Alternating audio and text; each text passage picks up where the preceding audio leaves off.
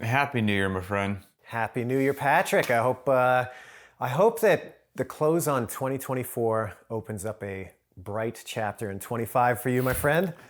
I appreciate that as well. As, Yeah. as, as we record this, it's January 2nd, hmm 2025. We'll see when this posts, but right now, yeah, the new year is fresh. And before we get into the chit chat and the topic today, I'll do the quick housekeeping, which is, well, thanks everybody that listened, last year, the year before, and all that good stuff. We'll try to bring as much good content as we can in 2025. Want to help support the show? Go to variednotrandom.com. Check out all the cycles that we offer. A whole bunch of stuff to get you better with body weight movements. Get your first strict pull-up, whatever it happens to be. There's barbell stuff. There's conditioning stuff with a 1.5 mile run program. So everything you need, we got it there. And if you're a gym owner, you need to do all the things that you got to do: gym management, billing, workout tracking, and all that stuff. There's an all-in-one that btwb has. Just go to btwb.com and they will hook you up. All right, man. Well, I guess the cheesy thing, but almost obligatory to ask is, do you have New Year's resolutions?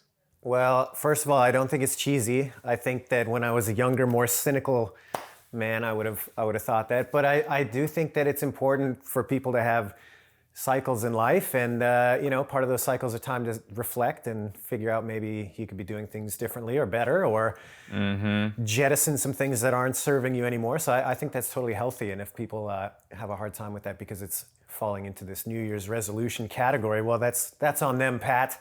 But so no, not I don't have like a specific resolution, but I was thinking about this quite a bit over the last week or so. And I'll tell you, man, an earmark of my 2024, which I'm not one to spill my guts on the internet, but it was a tough year. It was a lot of hard times in that last calendar year. So the hallmark of my year towards the end of it was that I just fell into some bad habits with my time management. And consequently, it just starts to create some fraying at the edges, so to speak, that I wasn't happy about. So my big focus for the new year is to pay myself first with time. And so what I like the cheesy kind of personal finance thing where, hey, if you want to actually start getting on track with your budget, you need to allocate the things that you need first before everything else goes out the door. I'm trying to take that same approach with time. So Do you have anything? Do you have any thing you're going to implement that you're willing to share? Because I think the whole for sure. managing time, it will probably resonate with a lot of people. Yeah, absolutely. So I would find that by the end of last year, I would prioritize all things work related. Things were so hectic that I would wait until the end of the day to do things like carve out time for my own fitness, carve out time for projects that need to get done around the house, carve out time for things I want to do, like my ever-growing stack of reading material. I would say, okay, I'll do that when the real work, quote unquote, is done. And of course, everybody knows the outcome. Done. Yep, everybody knows the outcome. Well, it'd be, whatever time at night, and I'm winding down, going to bed, and I'd look and say, wow, I didn't do anything on that list, even though I was running around like crazy trying to tackle the professional list, so to speak. So I'm trying to flip that on its head. Yeah, I'm trying to flip that on its head. That's a rugged cycle, man. Yep. Good. So first thing, trying to do something from one of those three categories. Work out first thing in the morning, take care of some things project-wise first thing, and or tackle some reading first thing. First thing, that's the priority. And then, I can actually check that box and see some progress. And again, I think the same message that we preach all the time with fitness is going to apply to some of these other habits. I don't have to do it all in a day. I just need to be consistent enough with it that over time, things start to stack up. So that's my focus for the new year. How about you? The emails will still be there in the morning. Yes, exactly. My goodness. And everything can't be a hair on fire emergency, which it is almost these days in corporate. It just everything's just mission critical level 10. It's like, is it really though? Sure. Probably there are some, but probably not. But good. I'm glad. That's thanks. Largely speaking, because I got asked this question recently, which is why I was on my mind. Largely speaking, no, I don't have any. I just honestly, I guess if I had to say what it is, it's just to keep stacking the bricks that I've been stacking. Like keep doing what I've been doing. Like That's a good one. yeah, the last, I got 3 kids. The daughter's 3.5 right now, and as I've described her before, she's just like a hand grenade with a pin pulled, and so she has forced me like no one else in this world to figure out how to get stuff done and manage my time and and organize my life in a way that can be hectic yet sane at the same time, if that makes any sense. And so, 2024 kind of had a good rhythm going on with trying to do the family stuff, trying to do the work stuff, trying to keep myself in shape, trying to, make sure I eat decent food, trying to get some sleep. And if I just keep stacking those bricks, generally the way that I did in 2024, I'll be really, really happy. Like I feel like the system works, and I'm going to try to just keep the ship on course. I like that. Yep. And if I had to say maybe one thing to add to it, one thing that sadly has fallen by the wayside, and might have been one of the things that you mentioned there, is, man, for the longest time, I used to like post this most days on my regular Instagram account. I would just read 10 pages a day. Yep. And that was it, 10 pages a day, 10 pages a day. And, you get through a fair amount of books over the course of a year if you can do that, and 10 pages a day is not, an unrealistic ask. And I did that for years. And this last year, I didn't do it. I just got away from it. And I know that I do have time for 10 pages a day. And so I think that's going to be the one thing that I do try to get back, because, man, I'm a book nerd. I really enjoy it a lot. It's better. My life's better when I do it. And so that's that. So yeah. Well, hey, man, shout out to keeping the ship on track. I think I really think that's an unsung hero of a lot of good outcomes in this world. I think that it's really easy for people to see the outcome or the product of a success. And I mean, you hear about it all the time, right? The overnight success that took 10 years. I really believe that that's true in most areas in your life. And what doesn't get enough credit is just the fact that you're consciously trying to keep things on track. There's consistency, man. Yeah, consistency. There's no flash in the pan about it. There's nothing overly sexy. It's just, hey, yeah, you show up and do the work. And I don't know, man, sometimes I feel like our culture does not really reward some of those more humble day-to-day things. So for all of you out there engaging in that, like keep it up. Yeah, and the old, I'm just north of a year now with the total hip replacement, and that was, so that was all a big part of this last year as well. And coming back from that really just solidified all that non-sexy stuff that we just talked about. Like there wasn't any one workout, it wasn't any one whatever, it was just like the daily deposit. And sometimes the deposit's big, sometimes it's small, sometimes it's a PR, sometimes it's not, but like just keep making the deposits, and then they add up to something like pretty darn robust and special, even though no particular one is like astonishing, so that's it. That's kind of the whole theory. Well, I'll tell you what, I was taking a lot of withdrawals last year, Pat, so to extend the metaphor, it's time to start putting a little bit more of the other side of that equation to work. So. Amen. Well, we got you got anything else in your mind, or should we dive into what we got going on here today? No, let's do it, man. Okay, all right. So this one's going to be a fun, lighthearted, I almost don't want to say it, but I don't think it's going to be a very long show. It's just screwed us. To start the year, this is from Valerie, who wrote in, it looks like maybe a direct message on the Very Not Random Instagram that says, "Hey, Pat and Adrian, love listening to your podcast episodes. I have so many questions, but the biggest one I have is your CrossFit origin stories. Maybe you've already shared it, but I missed it. I'm curious how you found CrossFit in the first place. What was it like back in the early days when it was just getting off the ground? And, maybe touching on the CrossFit training department with like running seminars and things like that. Would love to hear you two reminisce." Fair enough. Easy enough, Valerie. Valerie, you got it. Yeah, I mean, that's just like a slow pitch right down the middle. That's I could talk about that all day long. Do you wanna start? Because I'm sure you've told me before, but I honestly, if somebody asked me right now, "Hey, how did Boz get into CrossFit?" I knew that you were like a professional dabbler, as you said, or a jack of all trades. But the next step eludes me. Yeah, where to begin, Pat? Let's take a trip back in time to, let's say maybe 2002 or 3. And at that point, I was a young man. I was about 20 years old. I was 20 in 2000. 2003. Had to do the math there. And by that time, I was already kind of a physical culture nerd. Like I dabbled with a little bit of bodybuilding, used to love kind of hunting around on the early days of the internet for, just kind of off the wall physical culture. I found the kettlebell movement pretty early on in that. I built my own kettlebells. I thought it was really cool. Yeah, I used to watch a lot of World's Strongest Man with my dad growing up, and so I had a little bit. How do you build your own kettlebell? I would use a basketball as a mold, and then I would use concrete, and I would sink heavy grade heater hose that was perforated into awesome. it. Yeah, and they came out to be, I don't know, maybe 30 pounds. They weren't anything to write home about. That's cool. Okay. Yeah. Actually, I think I did actually build a set for my dad for Father's Day one year, and I'm sure they were totally used a lot. Yeah, of course.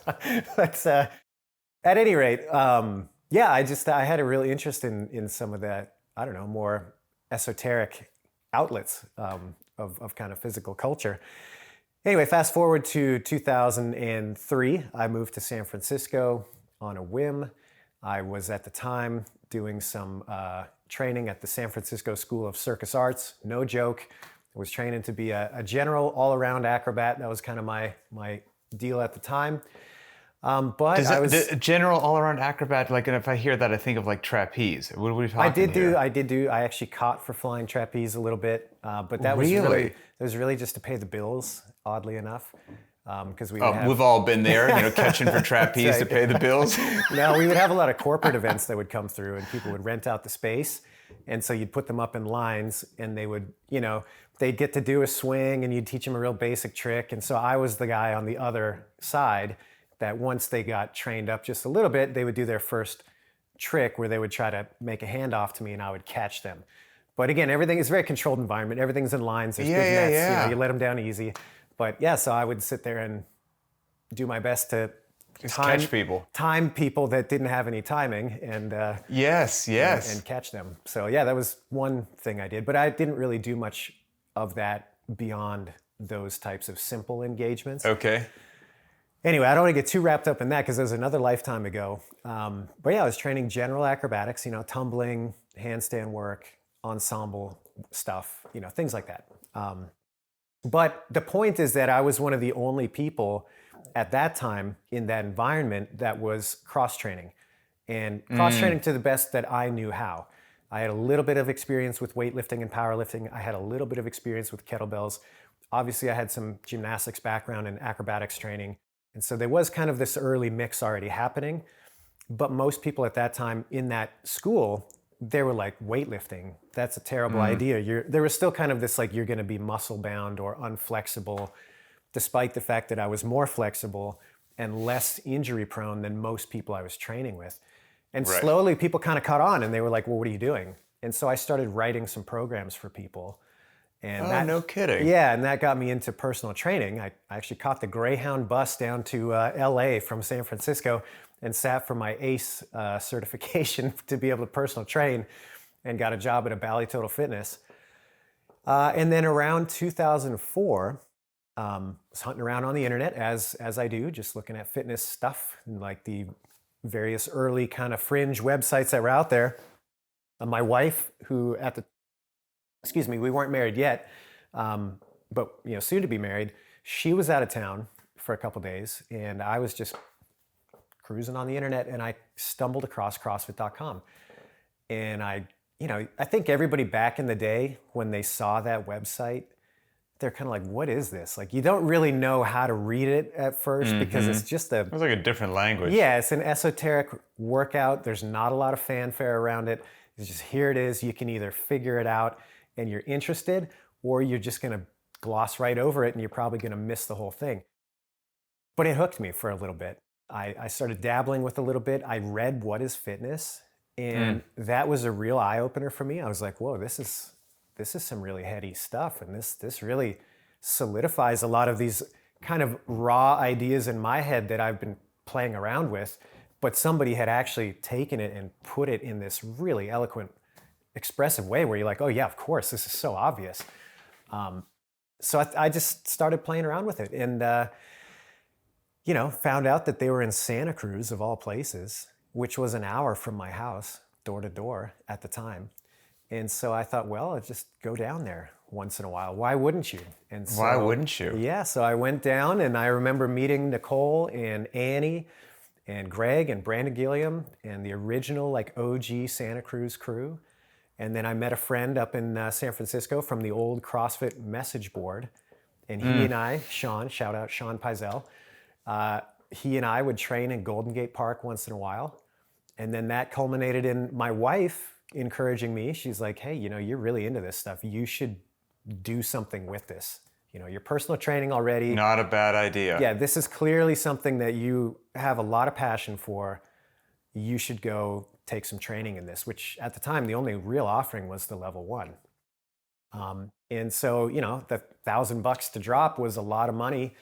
I mean, $1,000 is not nothing. And particularly at that time in my life, like that was a lot of money to put up for anything.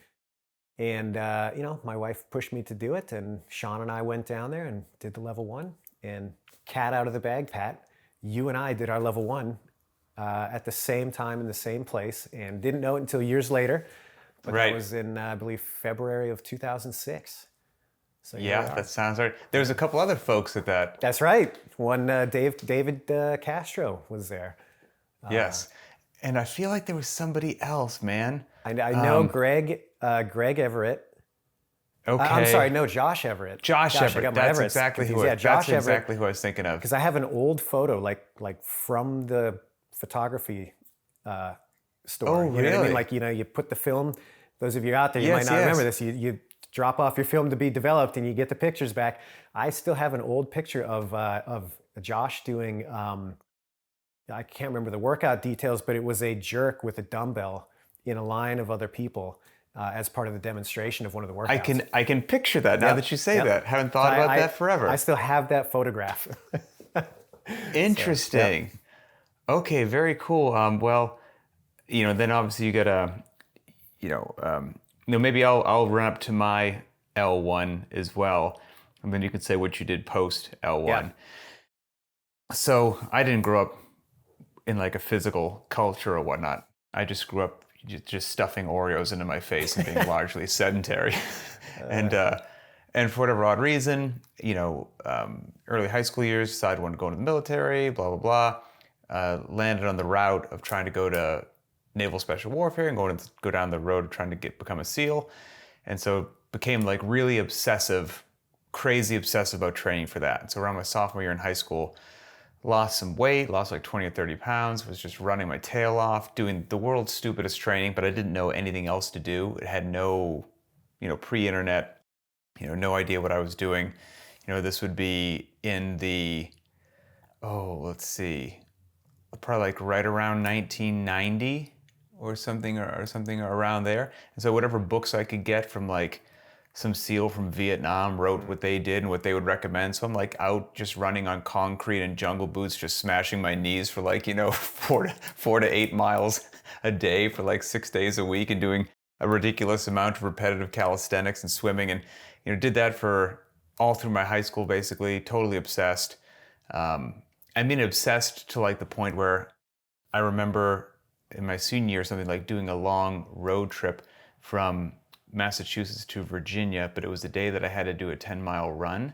And so somewhere like 11 p.m. at night, I drove my old crappy car into like I don't know if it was Walmart or whatever it was, like some large parking lot at that time, like drove around the entire parking lot, saw what it was in the odometer, parked my car at 11 at night, just ran laps around the parking lot till I got my 10 miles in. Got back in the car and kept running. You've changed so much over the years, Pat. Yeah. So I did that through college, trained through college, and then, got in, went to Buds.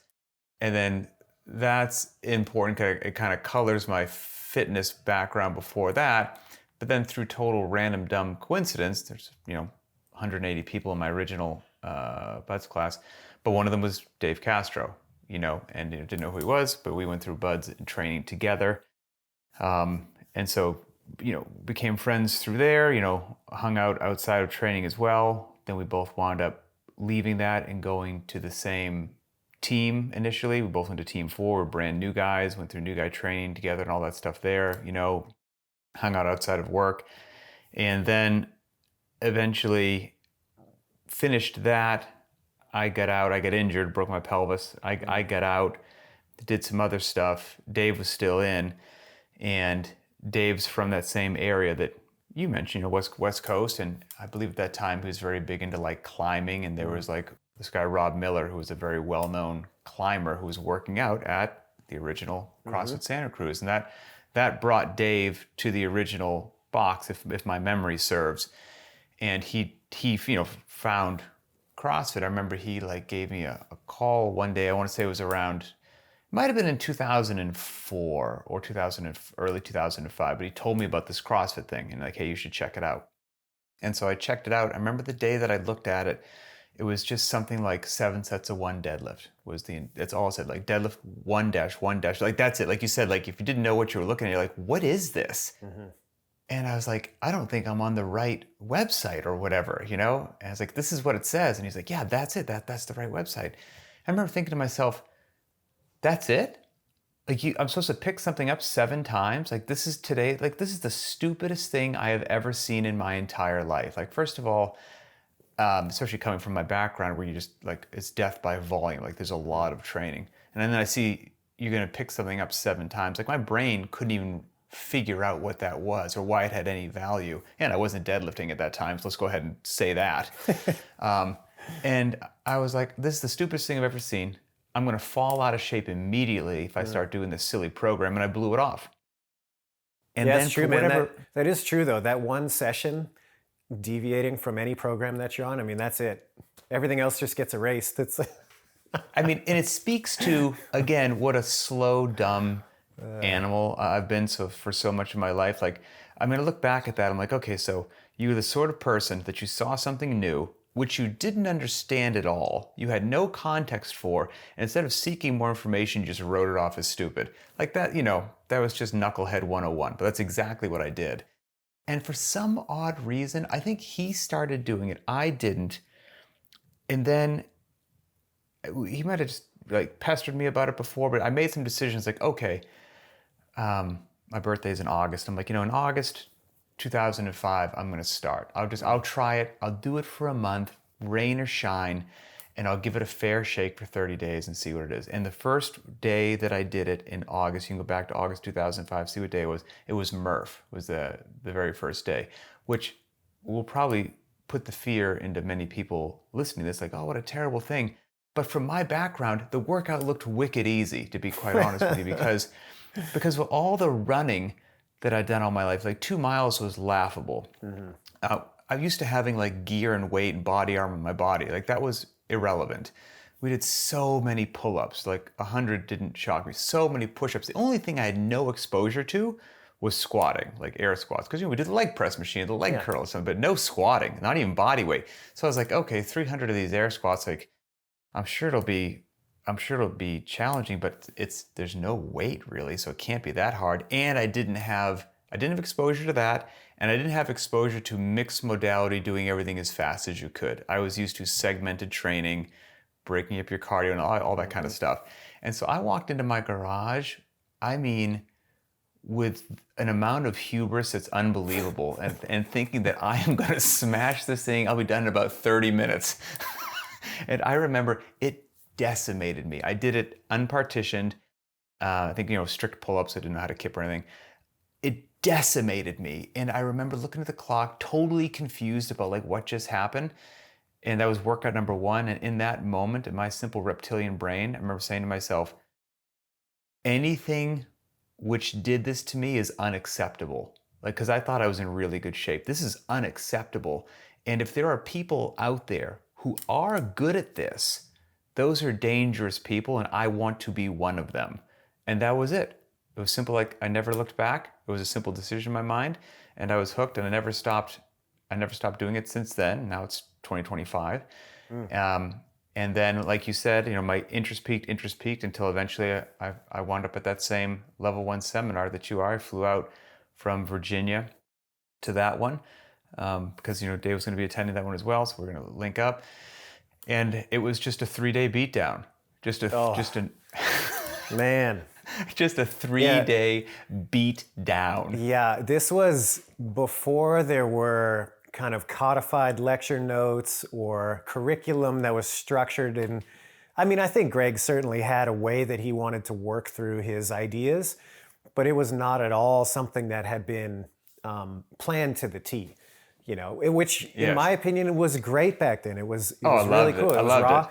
But man, I mean, it was a throttling. No exaggeration. The 3 days went something like this. Greg would open up in the morning, say, hey, okay, welcome everybody. We're going to talk about topic X for a little bit. 30, 45 minutes later, he'd make some brilliant point about whatever it was that we were talking about. He'd expand on it. You'd take a bunch of notes. You're like, this is the greatest thing I've ever heard. Okay, let's work out. Line us all up, whatever workout we were doing. 20 minutes later, everybody's wrecked and back in the classroom. Okay, I think I want to talk about this for the next 20 minutes, 30 minutes. Oh, here's some things that'll blow your mind and kind of link things together in a way you've never thought to do it before. Great, you guys got that? Let's work out. Rinse and repeat for like 3 days. It was it was something for sure. And wasn't, if my memory serves, I think something happened with an original location, so they had to do a last-minute location change, some warehouse thing. And so the pull-up bars, weren't they like hanging from the ceiling, like on some sort of like webbing? Like they weren't exactly fixed, right. like they moved as if everything wasn't challenging enough. Yeah, no, that's exactly right. There are pieces of nylon climbing webbing, and then suspended between them was just steel bars. Piping. Yep. That was awesome, though. It was a great time. And there was kind of a who's who at that from an instructor standpoint, too. I mean, that was the early days of a lot of the people that kind of came on to be subject matter experts in the greater CrossFit universe. So it really was a fun smorgasbord of a ton of things. But man, I just remember getting home after those 3 days, and my wife was like, so how was it? And I was like, it's the greatest weekend I've ever done. Don't talk to me for a day and a half. And I just went to bed, and that was that. But yeah, it was a good time for sure. So that brings us both to, getting L1'd, if you will, and then how in the world did you actually wind up, getting involved with the company? Well, so that was, I think it was February 26th or 2006, right? February. Yeah, it sounds right. So, maybe, but roughly. Yeah. So around that time, Kelly Starrett had just started San Francisco CrossFit at that time. And at the time, he was also still in school for physical therapy. This is before he was practicing physical therapy. And he had just had his first daughter. So new daughter, still in a pretty intensive program, just started this kind of ragtag outside gym with whatever gear could be scrapped together. Mm-hmm. I was personal training at the time. I was fired up on CrossFit. We got connected by the by. And he basically said, hey, look, I'd like to grow this thing, but at this time I need people that can help me.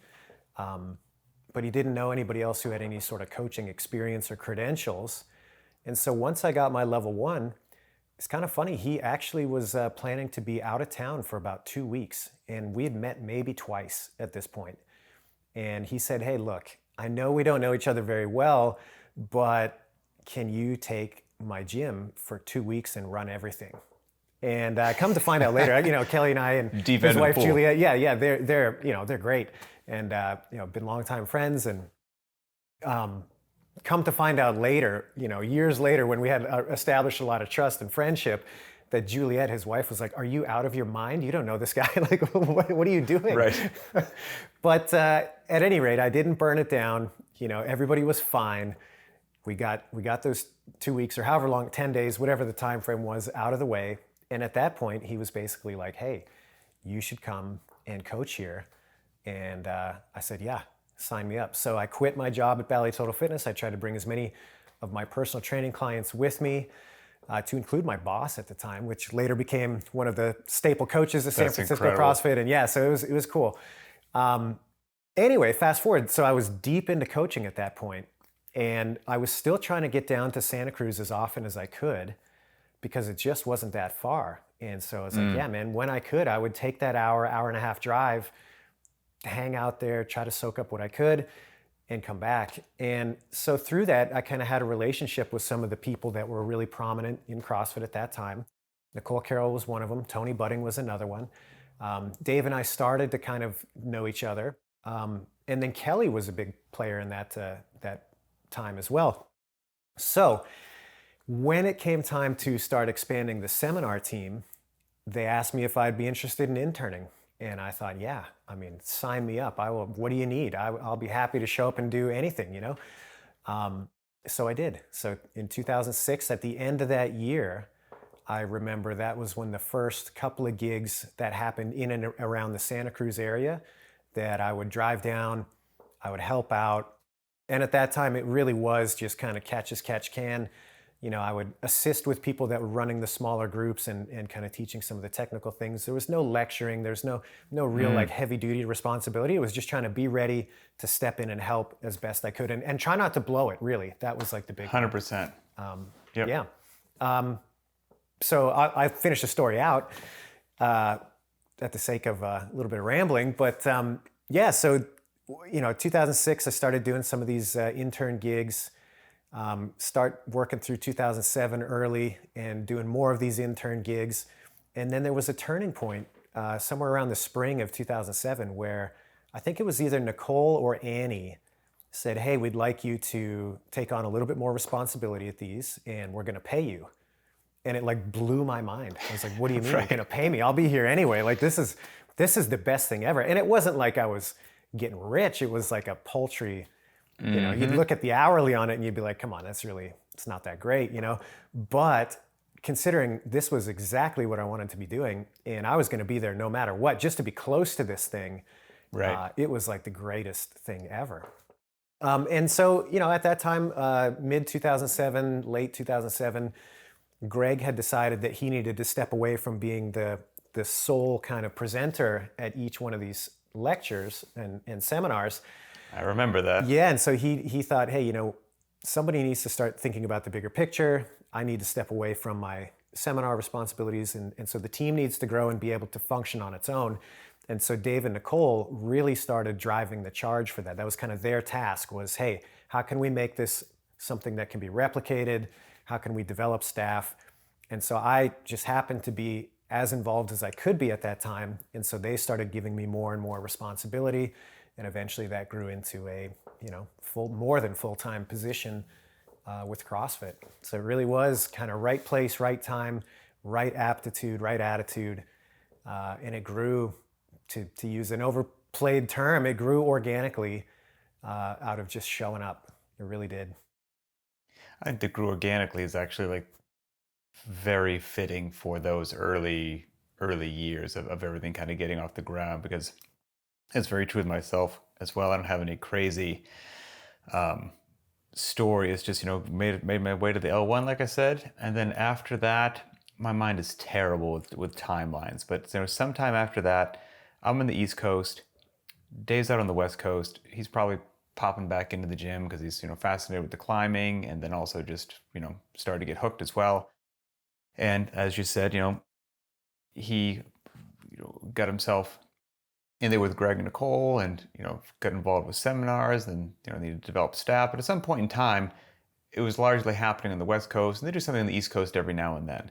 And when something happened on the East Coast, there was a lot going on in like the North Carolina area, like Andy Hendel's gym and whatnot. Still going strong. Still going strong. And that was a distance that from Virginia Beach I could drive to in a few hours. And so when there was something happening on the East Coast, I'd get a call that was just kind of like, hey, there's a seminar happening somewhere within a drivable range from where you are. I was out of Virginia Beach at the time.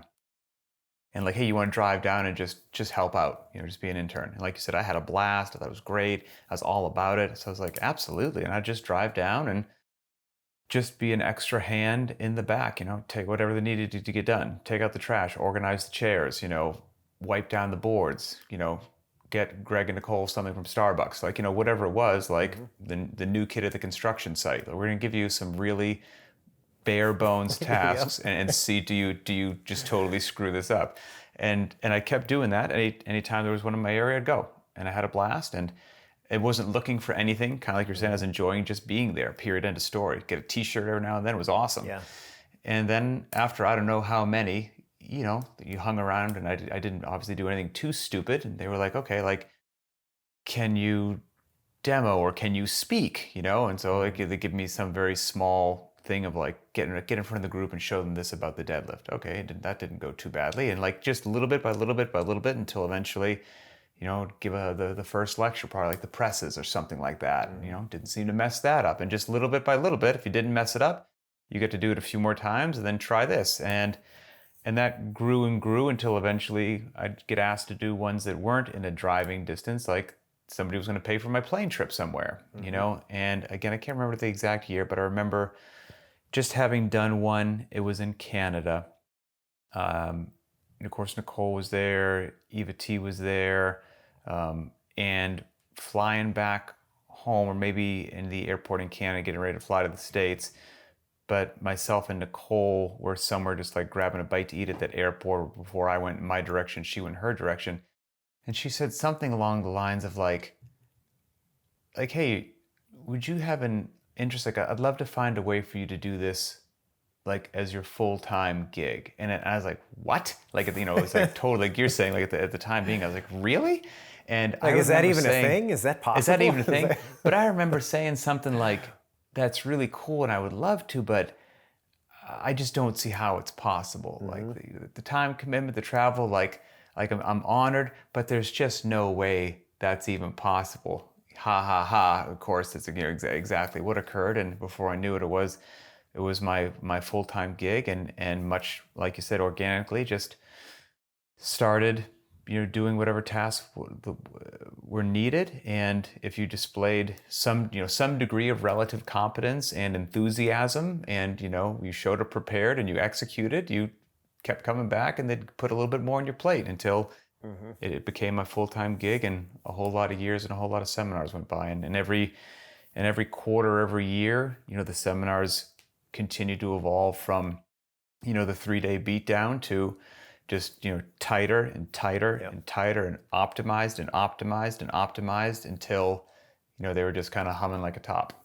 Yeah, no, it's interesting. I remember distinctly around that time, 2007, 2008, when it was stated that Greg wanted to step away. And at the time, I kind of didn't see why that was important, because I was like, man, he's such a great speaker. If you've never seen Greg speak, like, he's got such a command of the room. Nobody was going to replace him. No, exactly. And just the way his mind works is so unique.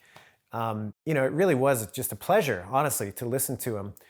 And I remember thinking, like, why would you want your key player, so to speak, off of the field? But I do remember also that I think it was he that said it, where he's like, well, look, if the thing that you have, doesn't matter what it is, but if it's the thing that you have and the only reason it's successful is because of a cult of personality, the thing's not that good.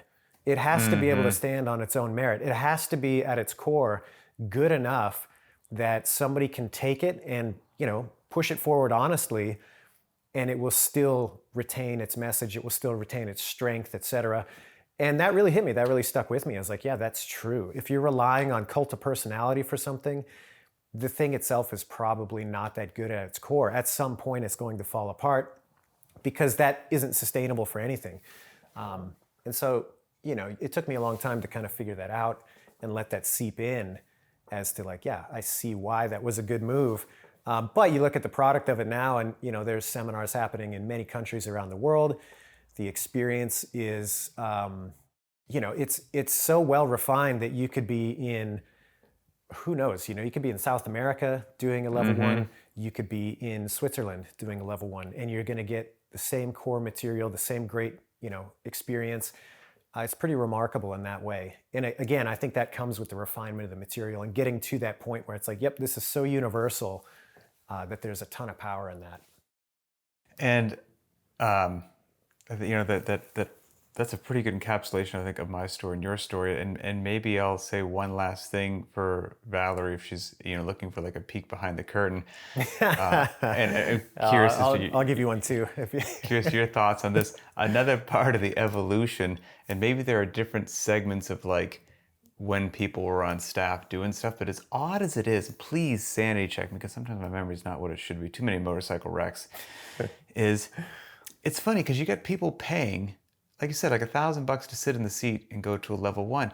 But in a lot of the early days, the seminars were almost combative. Like the audience, Yeah. even though they paid to be there, it was almost like they didn't believe anything you said. There was constant pushback to like, you're lying to me, this is dumb. Like it was like you got ready to like, you were gonna battle every weekend. You were not just you weren't gonna get up there to lecture and have everyone nod politely. Like you were gonna have to like stress test every single idea that you had, or be ready to do so. Yeah. I should go ahead and say that. And I feel like now, over the course of like a couple of decades, it's rather obvious that yes, this methodology actually does work quite well, and that's largely accepted. But back in the day, that was not the case, man. You'd have some audiences that were darn near like hostile audiences, which in a way was a weird, I don't want to call it fun, but like a weird addiction, or just like there was something there. It was raw. It was raw.